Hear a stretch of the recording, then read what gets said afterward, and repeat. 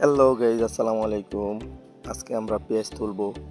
তো যারা পেঁয়াজ তোলা দেখেননি, তো আজকের ভিডিওটা সম্পূর্ণটা দেখবেন, কীভাবে পেঁয়াজ তোলা হয়, কীভাবে সংরক্ষণ করা হয় এবং পেঁয়াজের বিচি কোথা থেকে সংরক্ষণ করা হয়।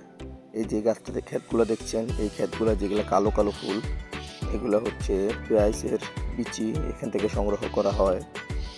এবং এগুলা যে ফুলগুলো দেখছেন সাদা, এগুলাতে পেঁয়াজ বিচি সংরক্ষণ করা হয় না, এগুলোতে পেঁয়াজ বিচি হয় না, এগুলোতে শুধু পেঁয়াজ হয়। তো প্রচণ্ড রোদ, এই রোদের মধ্যে আমরা পেঁয়াজ তোলা শুরু করে দিয়েছি। তো হালকা বাতাসও আছে, মাঝে মাঝে মেঘ এসে ঢেকে দেয়, তখন খুবই প্রশান্তি ফিল হয়। তো পেঁয়াজ তুলে পেঁয়াজের গাছটা আলাদা করে রাখা হয় যাতে বাড়িতে নিতে সুবিধা হয়। তো বাড়িতে নেওয়ার পরও এটাকে প্রসেসিং করা হয়। তো দেখাবো আপনাদের ধীরে ধীরে সব কিছু।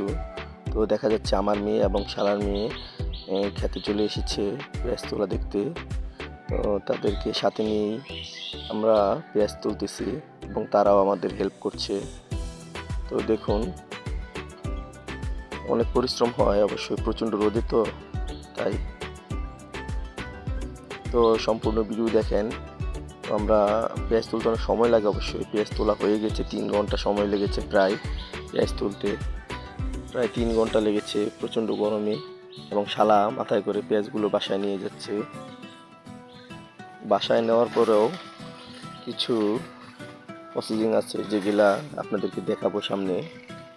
এবং সম্পূর্ণ ক্ষেত আমরা পেঁয়াজ তুলে ফেলেছি এবং গোড়াগুলা কেটে এখন বাসায় নিয়ে যাব। যেগুলো গোড়া কাটা হচ্ছে এগুলোই বাসায় নেওয়া হচ্ছে। দেখুন কিভাবে প্রসেসিং করা হয়। পেঁয়াজের বাকি অংশটা কেটে যেগুলা ভালো কোয়ালিটির আলাদা করা হচ্ছে এবং ছোটোগুলা ফাটাগুলা আলাদা করা হচ্ছে।